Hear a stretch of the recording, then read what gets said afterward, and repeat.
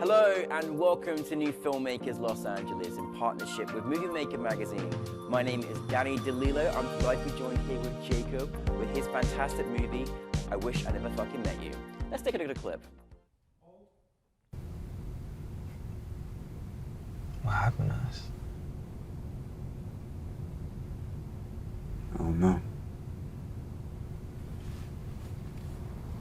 This shit is fucked up.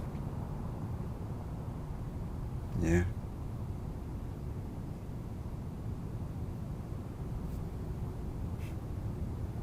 Do you remember our first date? How we met? Yeah. Jacob, thank you so much for joining us. Thank you for bringing your film to New Filmmakers LA. I loved it. I've got so many questions, but for those who didn't see it, tell us a brief synopsis. Well, I Wish I Never Fucking Met You is a film about two guys kind of rekindling their relationship one night and kind of discussing their past on and off complicated relationship and seeing how they both kind of perceived it a little bit different. What I love about it is that some relationships can be complicated, and it was so wonderfully wrote as well, the way you articulate, the way they talk to each other, because sometimes you just perceive things differently, and I think that was such a great example of probably what many people have been through at some point in their lives.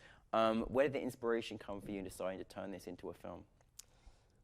The inspiration kind of came from real life experiences, you know, from a sort of a past fling situationship that I've had before that kind of never really had closure in its entirety. So I thought, why don't I try to create my own sort of closure within my art? And there was actually one moment where I was with this person and we were at the beach and I felt like, damn, he's looking out into the beach and he's feeling like this is his movie and I'm just like a side character. But wow, yeah. I thought, if I make my own movie, I'm the main character and I'm reclaiming this narrative. Good for you. Good for you. Cheers to that, Jacob. I just thought again. I thought the characters you had in there were just it was really good, and it's hard sometimes to watch how you perceive things differently, but it was really well acted and really well directed. When you're directing a film like this, there's a lot of subtleties in there as well that I felt that was really good. Just how they looked at each other, or how they felt. How did you go about directing this and bringing your cast together? Well, the cast came together.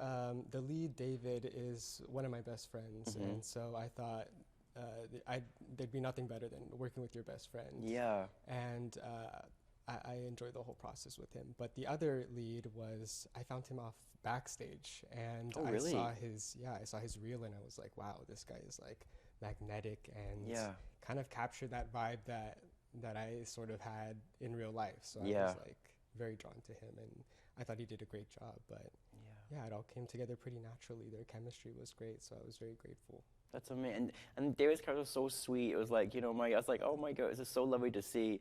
What was maybe some of the most kind of difficult challenges that you had in making the film? I'm always fascinated when you've got a running scene and also when you're in a car and how that dynamic works as well. Yeah, actually in the running scene, I was the one driving the car. Oh, you were? Yeah, I had the DP in the back seat filming, and it was I don't know, maybe in retrospect, maybe I should have been driving the car, but yeah, I don't know. I liked how it came out.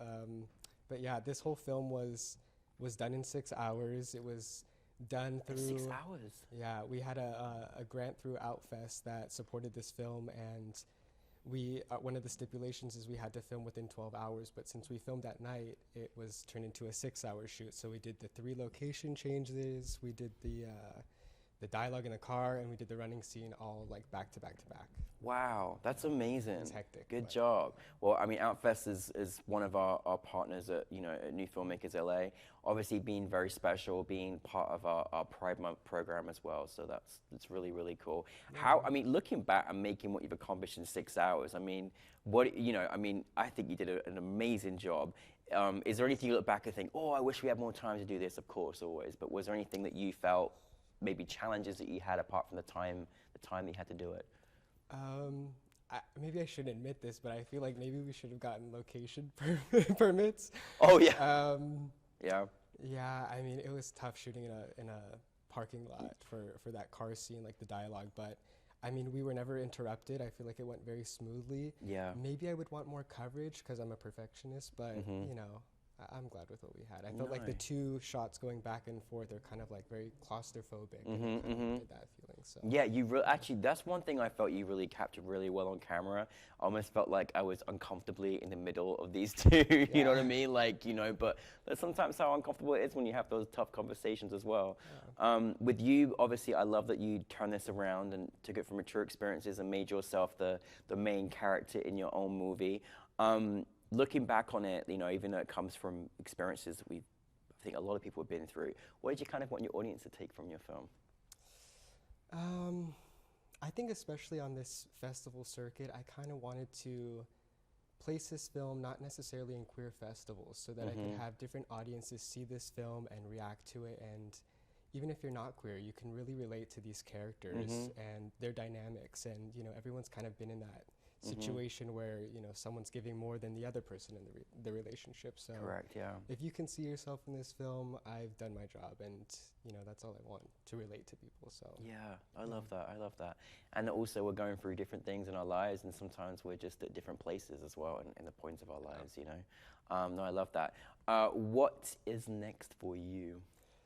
Well, I'm trying to do a proof of concept for a feature film that's sort of in the same style as this film, sort of like a gritty nighttime. I love New York films, but I don't live in New York, so I feel like I try to capture that vibe here in LA with my different locations, and I like movies that have like the location as a character, you know, in itself. So hopefully I can get this film made. Yes. I'd love to see like a queer Bonnie and Clyde sort of film at night here in LA. Yeah. So yeah, that's. Oh, you're the person to do it, Jacob. I love it. It's Yes. amazing. Yes. Like, I mean, listen. I mean, in from this experience that you've made this film, you know, in your career thus far, is there anything that you kind of just go by as advice to yourself, or that you can share with our filmmaking audience? I just think make films as authentically as you can, and sometimes it might not be pretty, but I feel like sometimes those messy, dirty moments are really the beauty, you know, in the whole process. So yeah, just be true to your vision. Oh, amazing. Well, I can't wait to see this proof of concept to be made into a film. Yes. You can certainly get New York even in the surrounds we're in downtown Los Angeles. So most definitely it's a great city. But listen, thank you, Jacob. Thank you for bringing your film to us, and we're looking forward to seeing more of your projects. So thank you. Thank you for having me. Cool. Jacob, everybody.